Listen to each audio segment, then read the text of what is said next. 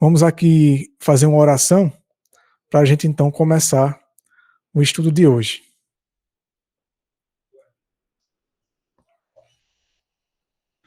Oremos. Senhor Deus amado, em nome do Senhor Jesus Cristo nós te oramos. Agradecidos, meu Senhor eterno, por todas as bênçãos, tanta paciência que o Senhor tem tido por nós, todos os livramentos e misericórdia, pelo sábado. Agradecemos por mais essa semana que se inicia e o Senhor guardou nossas vidas, cuidou de nós, está nos dando essa chance de iniciar mais uma semana. Agradecemos por mais esse estudo, esse momento entre irmãos, que o Senhor possa ser honrado nesse estudo, que teu nome, tua verdade possa ser glorificado em nossas vidas, que possa poderosamente atuar em nós, que teu Santo Espírito possa nos ajudar a entender o que o Senhor tem a nos ensinar nessa noite, nesse estudo, que o Senhor me ajude a transmitir essa mensagem, compartilhar com os irmãos de maneira clara, objetiva e honesta, para que o assunto fique cada vez mais esclarecido para todos nós, que o Senhor ajude a todos a compreender e, acima de tudo, nos ajude a viver essas verdades, nos ajude a permitir que essas verdades se realizem em nossas vidas, que a tua vontade opere em nós. Obrigado por tudo isso, que o Senhor não permita que nada nem ninguém atrapalhe essa live, que os anjos do Senhor estejam nos guardando e que tudo ocorra de acordo com a tua vontade.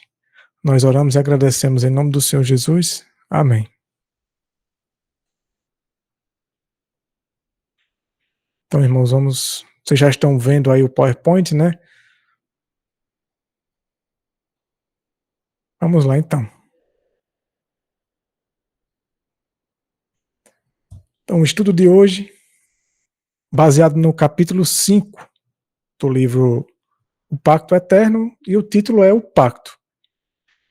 Vamos ver algumas coisas muito importantes sobre o pacto.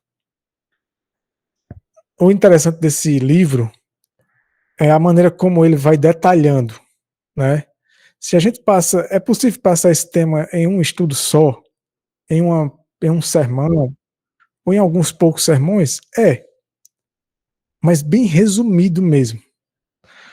Mas através do estudo do livro, é bem mais aprofundado e traz detalhes e algumas repetições de informações que é para ficar bem gravado na memória, coisas que não eram tão claras para a gente e que fortalece nossa fé e nossa esperança.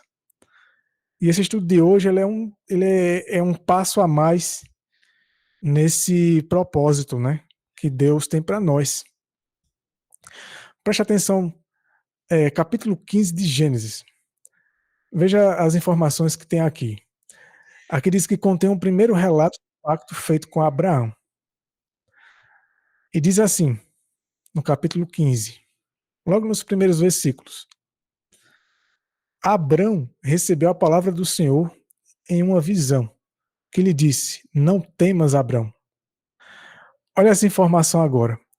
Deus dizendo a Abrão: Eu sou o teu escudo e o teu grandíssimo galardão. Galardão é a recompensa, né? Então, veja o que o Egner fala. Observe, Deus afirmou que ele mesmo era a recompensa, né, o galardão de Abraão. Se somos de Cristo, somos a semente de Abraão e, de acordo com a promessa, herdeiros. Herdeiros de quê? Agora veja a conexão de um texto com o outro. Deus disse que era a recompensa, né, de Abraão, o galardão dele e também o protetor, né? E Romanos 8,17 diz assim, que nós somos herdeiros de Deus e co-herdeiros com Cristo. E por isso que foi feita a pergunta, somos herdeiros de quê? De Deus. Então a nossa principal herança e a maior herança é Deus, né? Porque por mais que a promessa para Abraão de uma semente, né, de uma linhagem, de uma quantidade incontável de herdeiros e de uma terra que foi prometida a ele também, da terra da Canaã, mas nada disso era de fato a principal coisa para Abraão, né? E para ninguém nesse mundo. Se a gente tem o foco nessas coisas, mas não tem o foco no principal que é Deus, então quem tem Deus tem tudo, né? Mas que o indivíduo nessa vida talvez não tenha uma herança, não tenha uma casa, não tenha terra, não tenha bens, talvez seja uma pessoa simples, talvez passando por muitas dificuldades. E por mais que seja difícil dizer isso para a pessoa, porque cada um sabe o que passa, mas se o indivíduo ele é fiel, ele confia em Deus, ele entrega a sua vida a Deus, ele tem tudo na vida. Por isso que o próprio Deus disse para Abraão que ele, o próprio Deus, era o galardão dele, né? É por isso que Paulo fala em Romanos 8 que nós somos herdeiros de Deus, né? Pouca coisa? Não, né? É muito mais do que merecemos. Então o salmista se referiu à mesma herança. Veja Salmo 16:5. O Senhor é a porção da minha herança. Veja que interessante, né? Estávamos falando nos estudos anteriores da herança prometida, dos herdeiros, que todos vêm por meio de Jesus Cristo. A herança, a Canaã celestial. Os herdeiros, os salvos. Mas tudo isso sem Deus não tem valor nenhum. Por isso que tudo isso depende de Deus. E tudo isso estando em Cristo, dependendo, confiando nele, por meio dele, então temos tudo. É uma herança muito mais do que merecida e muito mais do que nós possamos, assim, imensurar, né? Então, assim, o estudo já abre dizendo isso pra gente, né? Que somos herdeiros do nosso galardão, a nossa herança é Deus. E isso nos basta. Veja o que ainda continua dizendo. Abraão não conhecia o plano do Senhor. Né? Os detalhes, né? Ele sabia e acreditava na promessa. Mas ele não tinha tanta, assim, noção do porquê ou do pra quê de tanta coisa. Talvez não tivesse tanta noção até onde aquilo ali iria. Mas ele confiava.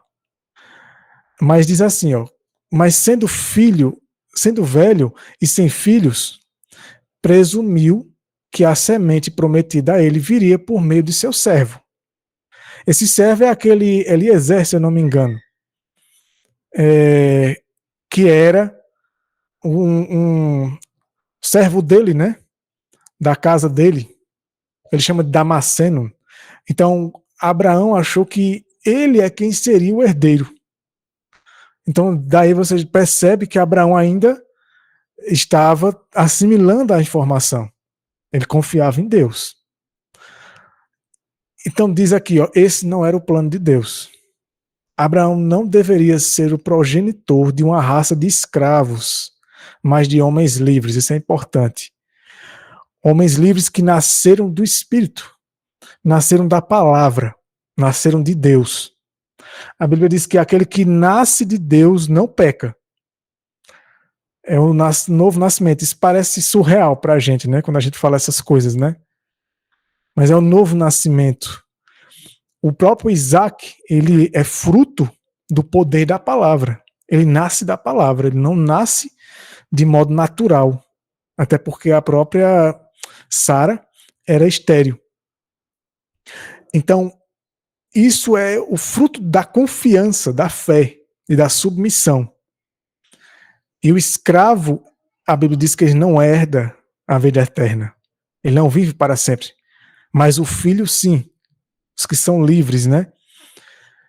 Então, Gênesis 15 continua. Então o Senhor lhe disse: este homem não será seu herdeiro. Falando do servo que o Abraão se referiu como possivelmente o herdeiro.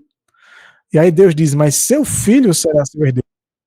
E levou-o para fora e disse-lhe: olha para o céu e conta as estrelas, se as podes contar.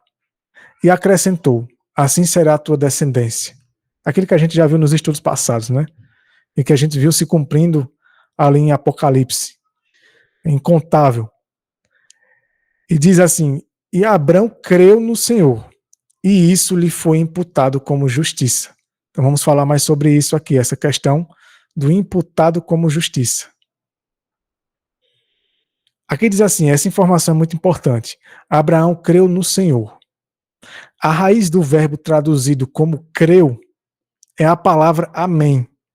Então a palavra hebraica que Moisés escreveu usando para expressar a crença de Abraão, quando Abraão creu, essa palavra que ele usou, ali quando ele escreveu, né, ela vem de uma palavra que se traduz como amém no hebraico.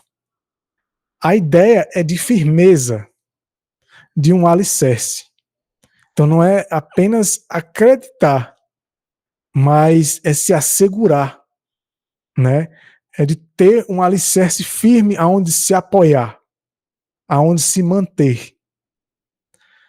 Quando Deus pronunciou a promessa, Abraão disse amém, ou seja, ele se firmou em Deus, tomando a palavra de Deus como um alicerce seguro.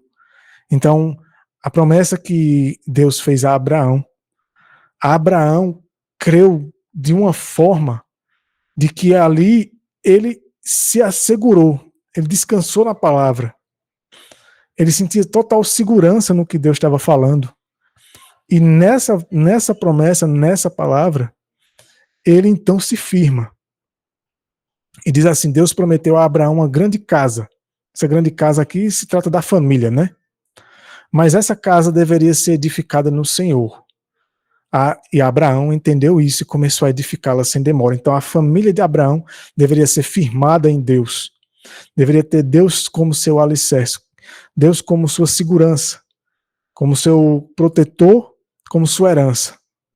Somente confiando em Deus e apenas na palavra dele. E assim Abraão trabalhou com a família dele para que todos tivessem essa mesma confiança que ele, porque ele entendeu que só iria herdar e os herdeiros só seriam aqueles que tivessem essa mesma fé, essa mesma confiança que ele, não por serem do sangue dele. Jesus Cristo é o alicerce, pois nenhum outro fundamento pode ser posto além do que já foi posto, o qual é Jesus Cristo. Então, como Paulo falou aqui, aqui diz que a palavra amém, que foi a expressão, o externar a crença, quando Deus disse que Abraão creu, ele disse amém. Então ele disse amém no sentido de que ele se firmou. Ele se firmou num alicerce. E Paulo fala aqui que o alicerce não existe outro, é Cristo. Então Abraão estava se firmando em Cristo. E aqui diz assim, ó, a casa de Abraão é a casa de Deus, edificada sobre o fundamento dos apóstolos e dos profetas, sendo o próprio Cristo a principal pedra angular. Então esse fundamento dos apóstolos e dos profetas era Cristo também. Sempre foi ele. O problema é que o mundo evangélico separou o Antigo Testamento e trata o Antigo Testamento como se fosse outro Deus, um Deus tirano, quando na verdade ali sempre foi Cristo, do início ao fim, né? Ele revelando o caráter do Pai e a vontade do Pai quanto à humanidade. Jesus Cristo é a origem de toda fé. A fé tem seu início e seu fim nele, por isso que Paulo chama ele de o autor e consumador na fé, né? Então, a fé a qual ele produz no homem, ele dá ao homem, ele mesmo habilita o homem a viver essa fé. Sem ele é impossível. Por isso que Abraão é considerado o pai da fé, porque ali ele estava confiando só em Cristo, ele estava se apoiando em Cristo. Cristo era o porto seguro dele e a palavra dele. Então diz assim, ó, não pode haver fé verdadeira que não tenha seu centro em Cristo. Portanto, quando Abraão creu no Senhor, ele creu no Senhor Jesus Cristo. Deus nunca se revelou ao homem a não ser por meio de Cristo. Desde do Gênesis. Era Deus Pai se revelando através de Cristo. O fato de a crença de Abraão ter consistido em fé pessoal no Senhor Jesus Cristo também é evidenciado pelo fato de que ela, a fé dele, lhe foi imputada como justiça. Essa parte é interessante. E não há justiça a não ser pela fé em Jesus Cristo. Como diz aqui em Coríntios, né, 1 Coríntios 1:30, que Jesus Cristo, o qual para nós foi feito por Deus sabedoria e justiça e santificação e redenção. Então a sabedoria, a própria justiça, santificação e redenção estão todas em Cristo. Tudo depende dele. E só é possível através dele. E ele é quem opera isso no homem. Então quando diz que a fé de Abraão foi imputada para ele como justiça, essa fé era o próprio Cristo atuando nele.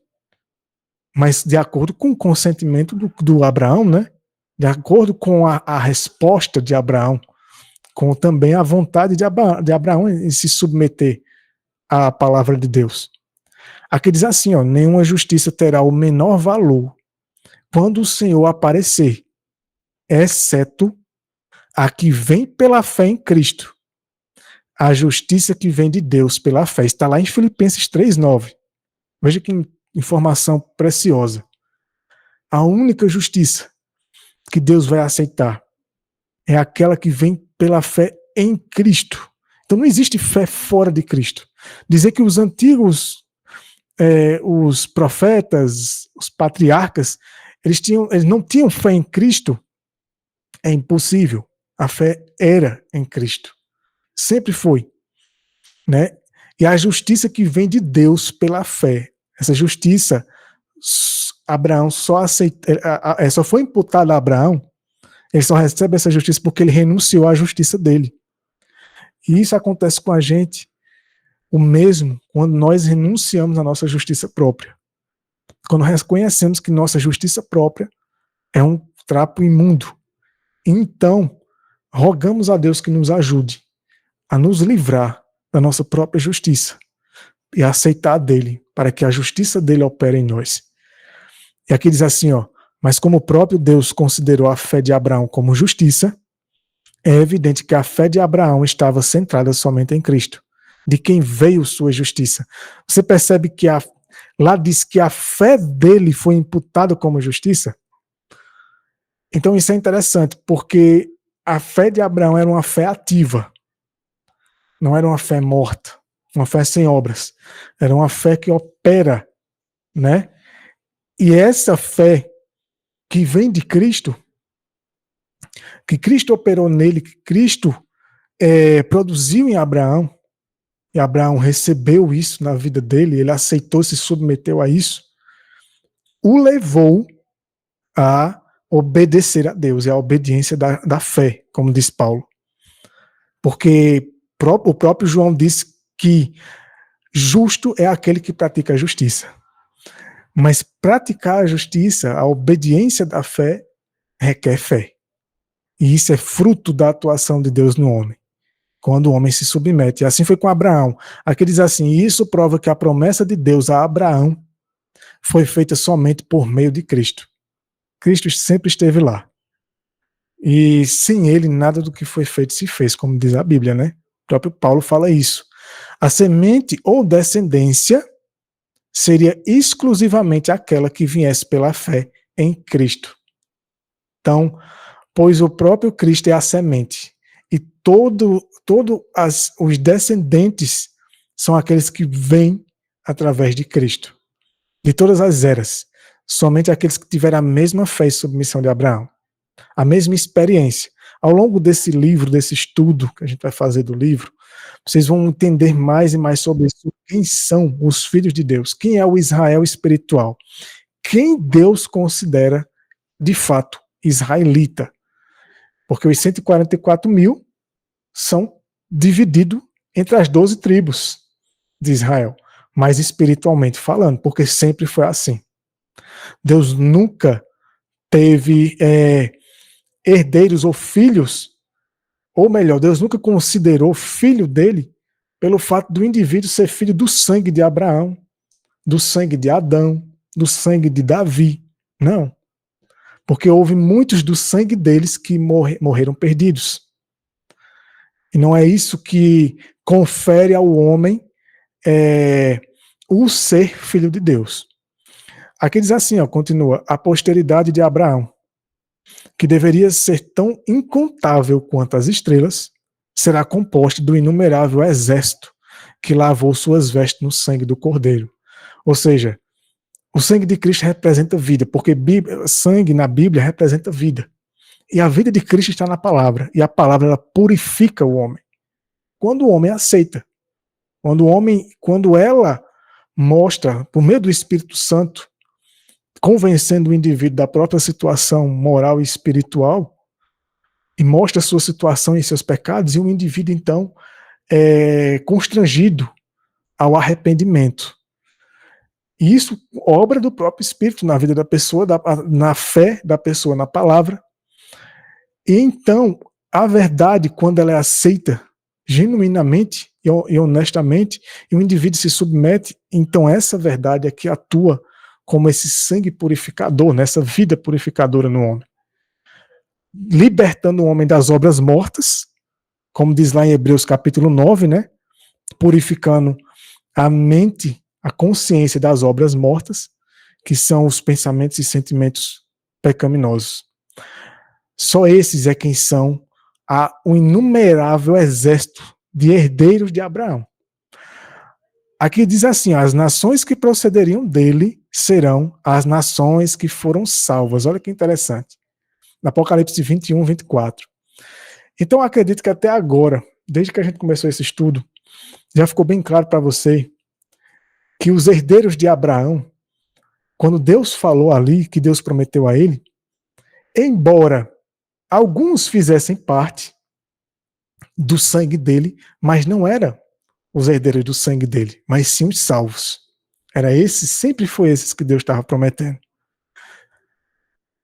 Aqui no verso 7 de Gênesis 15 diz assim, eu sou o Senhor que te tirei de Ur dos Caldeus para te dar em herança esta terra. Veja que Deus prometeu também a terra a Abraão.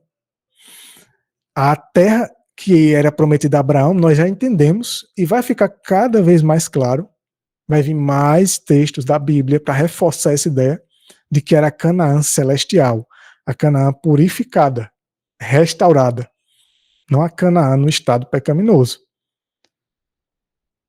É necessário lembrar esse versículo ao ler o versículo 18. Caso contrário, podemos ter a impressão errada de que havia algo, a terra, que foi prometido somente aos descendentes de Abraão, excluindo o próprio Abraão.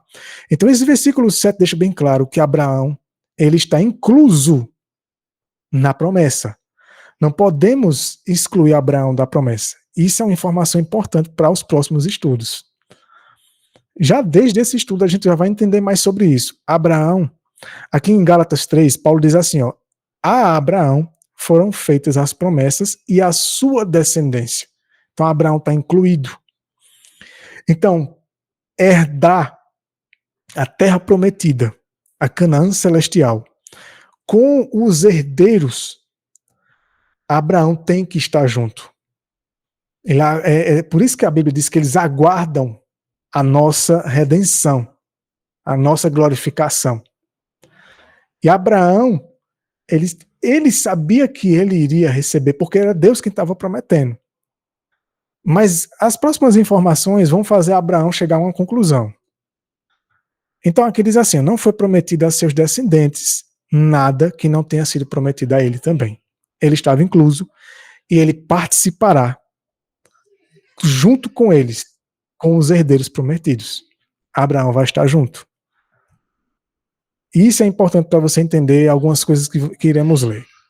Ainda em Gênesis 15 diz assim, ao pôr do sol, um sono profundo caiu sobre Abraão, e o temor de grandes trevas caiu sobre ele. Então o Senhor lhe disse, esteja certo de que os seus descendentes habitarão em terra estrangeira, e nela serão escravos, e serão oprimidos por 400 anos. Isso aqui é uma informação interessante desse livro, viu? É um detalhe que por muitos anos ficou omitido do povo, né, adventista. Mas nesse tempo aqui, eles entendiam isso. A questão dos 400 anos. E o que é que tem a ver com a esperança de Abraão? De que ele iria herdar? Veja, vamos ler de novo daqui, ó. Está certo de que os seus descendentes habitarão em terra estrangeira, e nela serão escravos e serão oprimidos por 400 anos. Mas também julgarei a nação a que servirão. E depois disso sairão com grande riqueza. Mas tu, Abraão, né, serás recolhido em paz a teus pais e serás sepultado em boa velhice. E os teus descendentes voltarão para cá na quarta geração, ou seja, 400 anos, né? Porque não será então, até então, que a maldade dos amorreus terá atingido o seu auge. Percebe que Deus está deixando claro que os descendentes voltarão, e foi dito que ele herdaria, como foi dito aqui, ó, a Abraão foram feitas as promessas e a sua descendência. E aqui também no verso 7, Deus disse: eu sou o Senhor que te tirei de Ur dos Caldeus para te dar a herança, em herança esta terra. Então Abraão estava incluído aqui. Quando eles voltassem, depois de 400 anos. Mas a gente vai explicar mais sobre isso aí mais para frente. Veja, as promessas foram feitas a Abraão e a sua descendência. O capítulo que estamos estudando nos diz a mesma coisa. É evidente que uma promessa feita à semente de Abraão não pode ser cumprida concedendo-se o que foi prometido apenas a uma parte dela. E o que foi prometido a Abraão e à sua semente não pode ser cumprido a menos que Abraão participe, assim como sua semente. Então, se Deus disse que depois de 400 anos os herdeiros dele iriam herdar a terra, essa terra havia sido prometida a ele também. Então ele deveria participar dessa herança. O que isso prova? Simplesmente isto, que a promessa do capítulo 15 de Gênesis, de que Abraão e sua semente possuiriam a terra, referia-se à ressurreição dos mortos. A partir daqui, Abraão começou a entender. Deus disse, mas você vai ser posto para dormir com seus pais. Antes de acontecer, antes dos 400 anos se completarem. Então Abraão pensou, se eu vou participar, se eu vou partilhar dessa herança junto com os meus herdeiros, como o Senhor prometeu, então só pode ser que Deus vai me ressuscitar, que Ele vai me tornar a vida, para que quando eles herdarem a terra, eu herde junto com eles. Essa era uma conclusão óbvia. Aqui diz assim, ó, e nada menos do que isso. E isso ainda é verdade. Mesmo que excluíssemos o próprio Abraão do pacto mencionado, pois, como já vimos, é indiscutível que muitos dos descendentes imediatos de Abraão estariam mortos na época do cumprimento da promessa. E sabemos que Isaac, Jacó e os 12 patriarcas morreram muito antes dessa época. E por mais que desses descendentes nem todos iriam participar, né, iriam partilhar da herança, porque iriam morrer perdidos, mas muitos deles também iriam se salvar. Né, como o próprio Jacó, o próprio Isaac e alguns dos patriarcas, dos 12, né? Então, dentro desses 400 anos, todos eles morrem, incluindo Abraão. Então, como que eles iriam receber a herança, a terra prometida, depois dos 400 anos? A única conclusão óbvia é que seriam ressuscitados.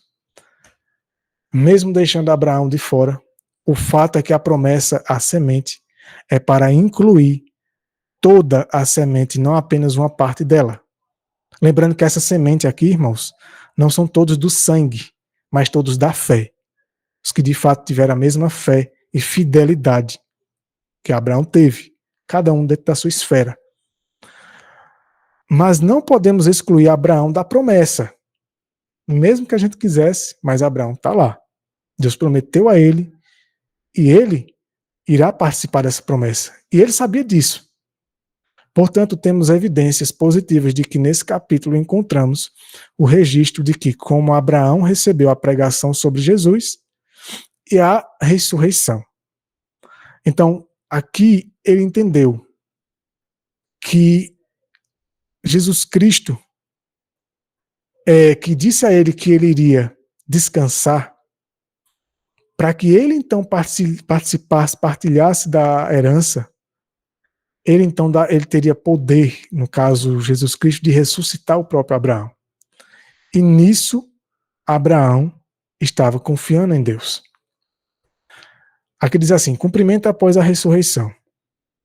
Falando sobre a permanência de Abraão na terra de Canaã, ele, Estevão, né? Isso aqui são palavras de Estevão agora. Está lá em Atos capítulo 7. Afirmou que Deus não lhe deu, Estevão falando de Abraão. E diz que Deus não deu a Abraão herança, nem sequer o direito de nela pôr os pés, mas prometeu dá-la em possessão a ele e à sua descendência depois dele, embora ainda não tivesse filho. Então veja que Abraão sim estava junto da herança, ele morrendo salvo como ele morreu, e fiel. Mas aqui deixa claro, Estevão deixa bem claro, que antes de Abraão morrer, ele não chegou a pisar nem um pé, nem os pés dele, na terra prometida. Em sua referência a essa promessa, que era bem conhecida por todos os judeus, Estevão mostrou-lhes da maneira mais incontestável que ela só poderia ser cumprida pela ressurreição dos mortos, por meio de Jesus. Então você percebe que aqui já estava sendo despertado na consciência de Abraão de que ele seria ressuscitado. Lembrem-se, Deus prometeu que eles voltariam e herdariam a terra após 400 anos. Então, vamos ver mais sobre isso mais para frente. Aqui diz assim, ó, esse é um trecho da Bíblia: vós, porém, sereis reunidos em paz a vossos pais e sereis sepultado em boa velhice. Aqui é falando de Abraão, né? E os seus descendentes voltarão para cá na quarta geração, pois só então a maldade dos amorreus terá atingido o seu auge. Vamos agora prestar atenção nessa informação aqui, sobre a questão da quarta geração e o porquê de Deus ter falado isso. Que após os amorreus chegar ao auge da maldade deles. Na quarta geração, após os 400 anos, seus descendentes seriam libertos da escravidão e então voltariam para a terra prometida. Porque eles não deveriam possuir a terra imediatamente? Porque a maldade dos amorreus não havia atingido sua plenitude. Isso mostra que Deus daria aos amorreus tempo para se arrependerem, ou, caso contrário, tempo para cumprir a medida de sua maldade, demonstrando assim sua desqualificação para possuir a terra. Isso é interessante. Isso lembra muito e nos remete ao tempo de graça que Deus dá ao mundo, aos ímpios. Porque os amorreus, eles estavam habitando na Canaã. E por mais que Deus estivesse prometendo a Canaã celestial para Abraão, mas ela inicia-se, ela será restaurada e localizada aonde era localizada a Canaã daquela época. E nela habitavam os amorreus. E quando Deus fala isso, Deus estava fazendo uma referência do tempo de graça, para ver se esses homens se arrependeriam, embora Deus já soubesse, ou se a maldade deles atingiria o limite de Deus, o limite da misericórdia. E é justamente isso que Deus faz ainda hoje. Deus já não acabou com tudo, Embora ele tenha estabelecido um tempo, esse tempo é baseado no tempo em que a maldade dos homens irá chegar ao seu limite. E então, isso deixa bem claro uma coisa interessante, de que esses homens, caso atingissem o limite da maldade, da misericórdia de Deus, eles estariam desqualificados para possuir a terra. E isso enfatiza mais uma vez que a terra que Deus prometeu a Abraão e a sua semente só pode ser possuída por um povo justo. Por isso que Deus disse que é uma terra que habita justiça, como diz a Bíblia, né? Uma terra que habita justiça, nela só pode habitar aqueles que vivem a justiça. E essa justiça é a justiça de Deus. E nessa terra não poderia habitar mal algum. E ninguém em quem o pecado ainda existisse. Mas Deus estava com a misericórdia dele, dando um tempo para os amorreus, para que eles se arrependessem. E dentro desse tempo, o povo de Israel iria passar por muita coisa, para então poderem voltar e a promessa ser cumprida. Mas isso era condicional, né? Deus não expulsaria da terra aqueles em quem houvesse a menor possibilidade de se tornarem justos. Por isso que Deus ainda estava trabalhando com a misericórdia dele na vida dos amorreus. E deu esse tempo a eles. Veja que Deus não exterminou eles assim de uma hora para outra. E de imediato já colocou o povo de Israel, até mesmo com Abraão já vivo, ainda vivo, né, na terra. Mas tinha tempo para Deus trabalhar. E isso era uma simbologia, uma tipologia do que Deus tem feito hoje com a obra da redenção, né? Aqui diz assim: mas o fato de que o povo estava habitando na terra prometida seria destruído por causa de sua maldade antes que os filhos de Abraão pudessem herdá-la, mostra que se espera que os possuidores da terra sejam justos. Então ninguém que seja ímpio pode herdar a terra prometida.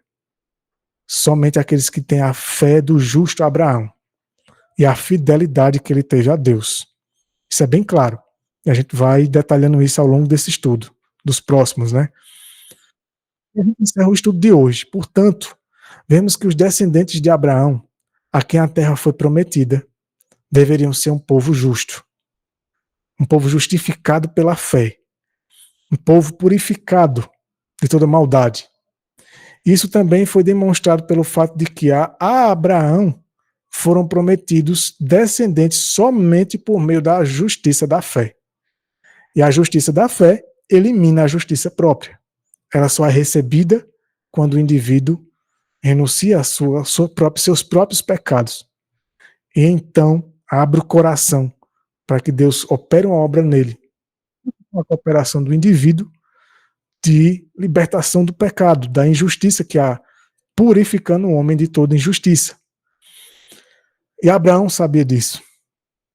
E Deus estava dando em detalhes essas informações, dando essas pistas, né?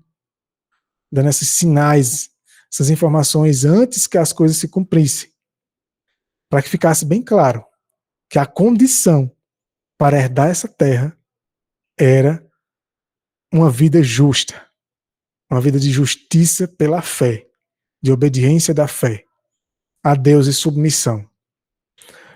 Mas, como iremos ver nos próximos estudos, como essa é a condição, os 400 anos viriam. Os 400 anos viriam.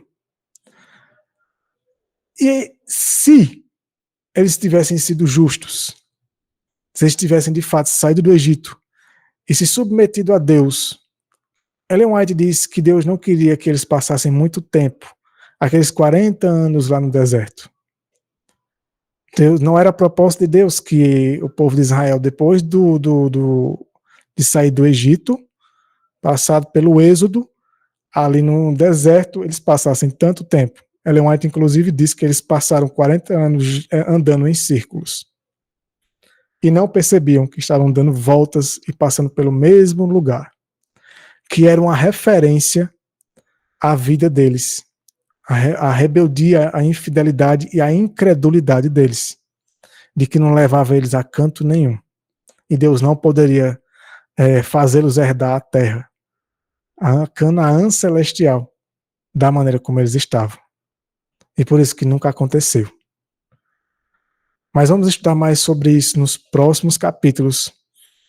Vai ter mais informações sobre essas coisas. Vamos ver o que poderia ter sido. Né? Lembrem que em 1844, pouco tempo depois, Cristo teria voltado. 1888, poucos anos depois, Cristo teria voltado. Então sempre foi condicional. A condição sempre foi a fé e a obediência do povo a Deus.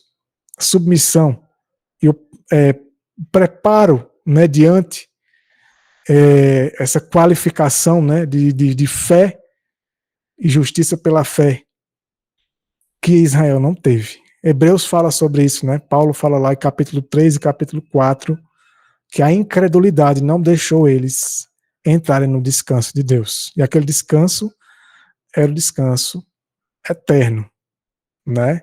O descanso no sentido de descansar do pecado eternamente. Por mais que seja estranho para você ouvir essas coisas, mas é porque essas coisas sempre ficaram para trás. Os jesuítas, usados por Satanás, fizeram um grande trabalho de omitir essas informações de nós durante tantos anos.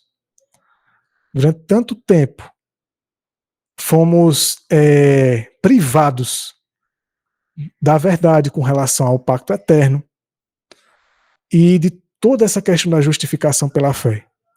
Não é à toa que Ellen White diz que isso que o Egon escreveu aí, que a gente está lendo,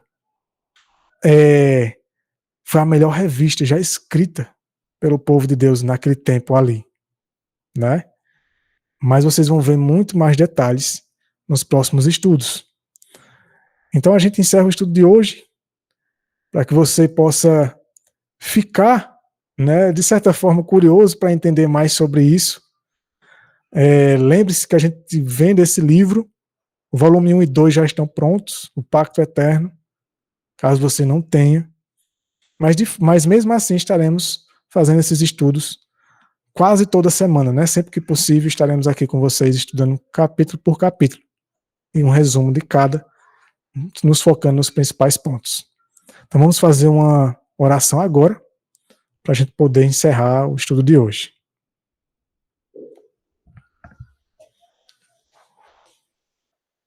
Oremos. Senhor Deus amado, em nome do Senhor Jesus Cristo, nós te oramos. Agradecidos, meu Senhor eterno, por tanta misericórdia e tanta paciência para nos ensinar, para nos fazer entender essas coisas. E agora que temos entendido, que o Senhor tem tido paciência para nos ajudar a viver, a nos preparar para tudo isso. Que o Senhor nos ajude, que o Senhor tenha misericórdia de nós e que possamos, meu Deus, nos render ao Senhor, confiar, ter esperança, descansar no Senhor e na Tua palavra, mas não descansar no pecado, não nos conformar com a nossa situação moral e espiritual, mas buscar no Senhor total auxílio, para que então o Senhor nos ajude a viver a fé que Abraão viveu.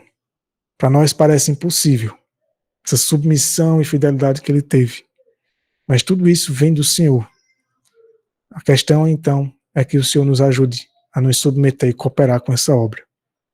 E nos ajudar, meu Deus, a cada vez mais nos fortalecer nossa esperança em Ti. Obrigado por essas informações. Obrigado, meu Deus, por tudo isso que o Senhor tem nos ajudado a compreender. Que o Teu Santo Espírito continue nos guiando em toda a verdade. Possamos passar a semana refletindo nessas coisas. E que os anjos do Senhor continuem nos guardando, nos concedam uma noite de sono em paz, uma semana inteira na Tua presença. E obrigado por mais esse estudo, pela vida de cada um dos que estiveram aqui e daqueles que irão assistir posteriormente. E que tudo isso seja para a honra e glória do Senhor. Nós agradecemos e oramos ao Senhor Jesus. Amém.